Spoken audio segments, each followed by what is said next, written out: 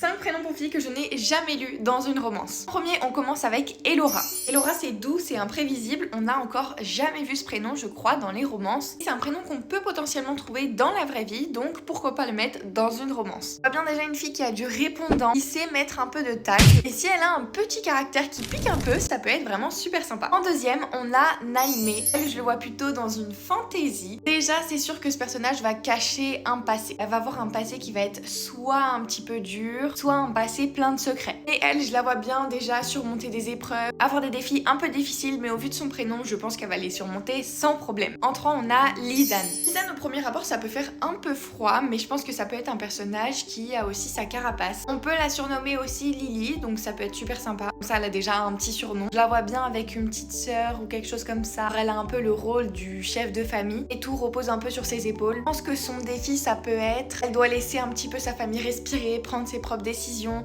Et si elle a une petite sœur comme je le pensais, ça pourrait être super sympa de voir son évolution quand elle va commencer à lâcher un peu prise, faire sa vie et juste profiter de l'instant présent parce que c'est quelque chose, je pense qu'elle aura beaucoup de mal à faire. En 4, on a Avélis ou Avelis, je sais pas trop comment on dit. Déjà, j'adore le prénom, un prénom que j'ai encore jamais vu. Elle déjà, l'amour, c'est sûr, elle a fait un trait sur ça. Je la vois bien dans une romance avec un mec qui va croire en l'amour. Peut-être une romance même très douce, c'est-à-dire qu'on va pas parler de bad boy, etc.